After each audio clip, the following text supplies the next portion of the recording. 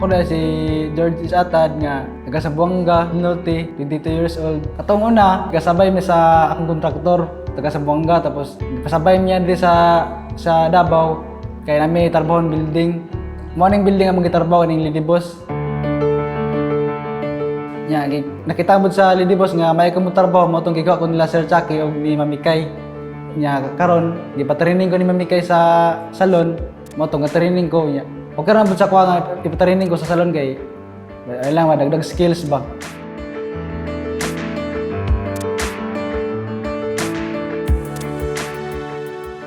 Salamat po ko sa Lady Boss kay pinaagi sa ALS, nakabalik ko eskwela tong June 2025. Every Lunes, ginaala ko sa Lady Boss nga eskwela ko.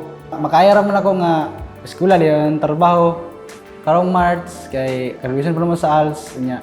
Ginaoperan po ko sa Lady Boss nga ilang matagagan ng scholarship. Excited ko maka-college kay basinday mao ni way nga puhon mahimo kong engineer nya. Dako pasalamat sa Lady Boss.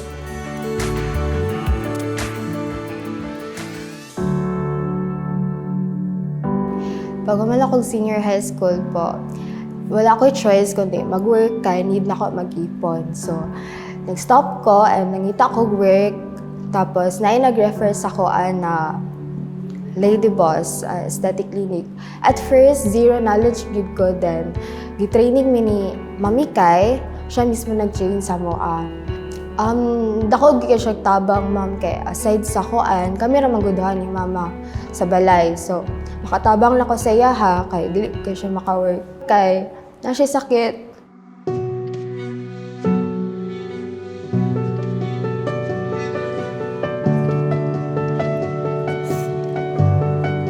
So, happy ko kay matabangan ako siya, dili na ko din asa sa iya ha.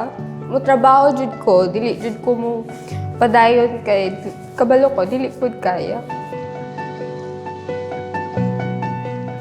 Pagkabalo na ko po na matagaan kong scholarship, dili jud makabayaran akong kalipay kay wala ko nag-expect. Wala jud nag-expect na kaya sa kuha lang jud magdigom ra jud ko para sa pag-eskwela. Nag-offer sila ma'am na tabangan ko nila. Nalipay jud ko pag-ayaw kay finally makaeskwelahan ako o makuha na ako akong gusto na course. So, promise po na ako kay mama na pag-graduate na ako, tabangan jud na ako siya. O, tabangan na ako siya sa iyang sakit. Ako siya ipa-check up ma'am o balay para sa iya. Magpagtukod kong balay para sa iya.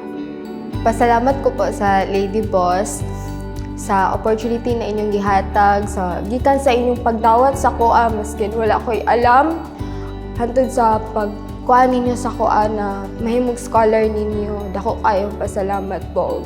Dili man ako mabalik kay Mami Kay o ilang Sir Chucky jud ang gihatag nila sa kuha, pero mo give back jud ko sa lain.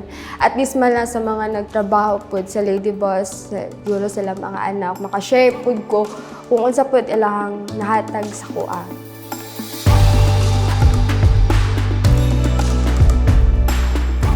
Para sa kuha ma'am o beauty band po kay dili lang siya makita sa gawas, kundi naapod sa sulod kindness o kanang makashare sa blessings po. Motabang na wala gyud na-expect na kapalit. Para sa kuha, ang beauty band, di lang siya pangpagwapo, pangpagwapa, kung dili, matabang dun sa mga tao na ngailangan. Sama sa kuha, gipatarbaho, gipa-eskwela, gipapuyo pa dyan ko nila og libre, labas sa tanan, kunya, nakapalit pa dyan ko og motor.